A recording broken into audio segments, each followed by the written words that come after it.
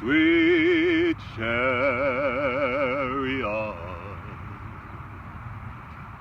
coming for to carry me home, swaying low,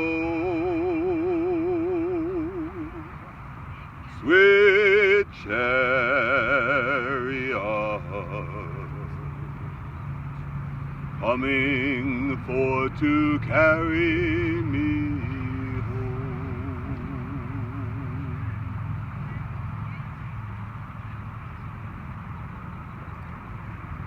You folks all know how painful it is to have a bad earache or a throat that's so sore it hurts just to swallow. Well, the doctor that can help you feel better has to be smart and gentle and wise. But there was a time in our country's history when many people who were smart, gentle, and wise were told they couldn't be a doctor just because of the color of their skin. My name is Dr. Burgess E. Scruggs. And I was born a slave right here in Alabama on October 16, 1860. Now, just a month after I was born, Abraham Lincoln was elected the 16th President of the United States. And 5 months after he was elected, the Civil War began on April 12, 1861. It was a long and bloody battle, a war between the states that lasted over 4 years and claimed over 620,000 lives. Even the president himself lost his life when he was killed by an assassin's bullet while he and his wife watched the play in the Ford Theater in Washington, D.C.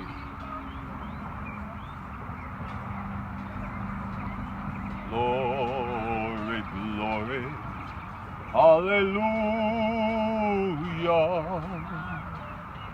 Glory, glory, hallelujah.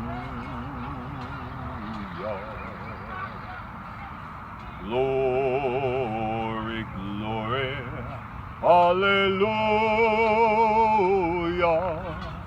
His truth is marching on.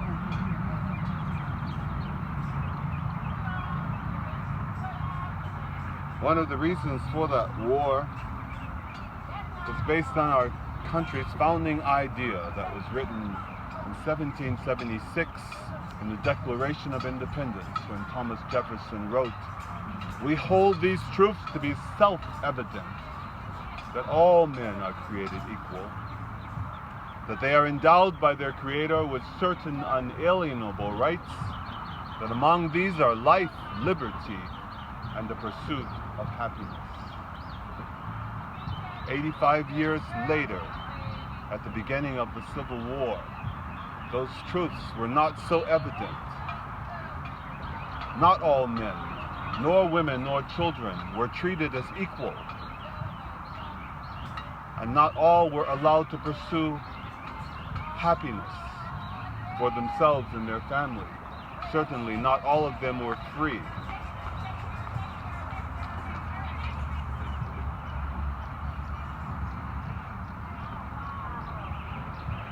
At the end of the war, I was 5 years old. Black people were given their freedom. But that didn't mean that black children like me were free to get an education.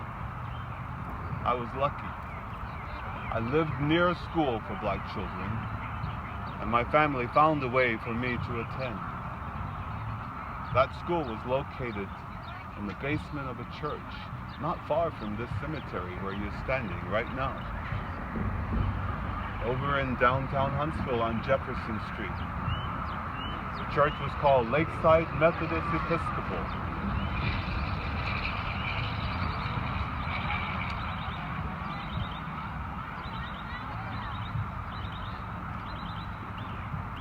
I was very happy about them opening their church to me. I was very excited to be able to get an education. I went off to college in Tennessee, and when I returned to Alabama, I graduated from medical studies. I returned to Alabama, and I was the very first African American doctor in the city of Huntsville. Found thy fount of every blessing, tune my heart to sing thy grace.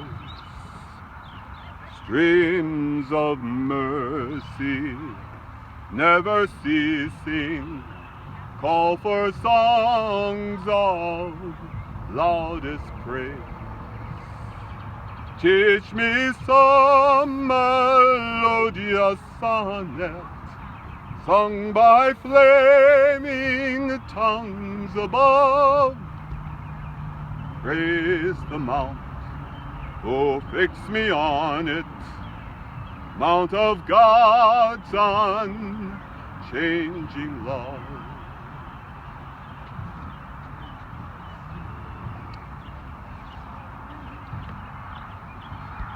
I married a school teacher. Her name was Sophia Davis. One reason I fell in love with her was because she loved reading.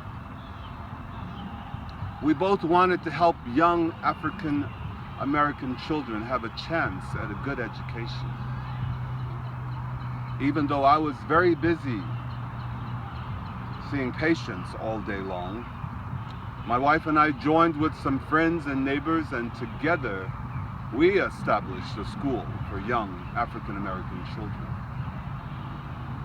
When it came time for us to find support for our school, you can probably guess what church it was that I went to for help. Right you are.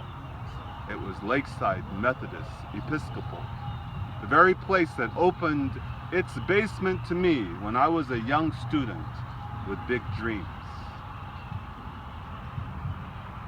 Nowadays, as you leave a doctor's office, you stop at the front desk and you pay for your visit. Most of my patients had no money, so they paid me by giving me a few bags of vegetables from their garden or a wagon load of wood from a tree they chopped down. In addition to being a doctor, I also served on Huntsville city government as an alderman. An alderman is the same as a city council man or woman. I served for 4 terms, and I lived to be 73 years old. On January 21st, 1934, I died, and I was buried right next to my dear Sophia, who had passed just 15 years before me. A long time after my death, some school children here in Huntsville were learning about my life. They came here. They saw Sophia's tombstone. And they thought it was wrong that there was no tombstone to mark my grave. So they arranged to have this stone placed here. All my life, I was proud to serve the people of Huntsville. And I'm very grateful that the people of Huntsville wanted to remember me and my name. One way that you can remember my name is that, you know, a doctor is always concerned about spreading germs. So he or she always scrubs his hands very well before seeing the next patient. And my name is Dr. Burgess E. Scruggs, the very first African American doctor in the city of Huntsville. And when you come and see the place where I'm lying.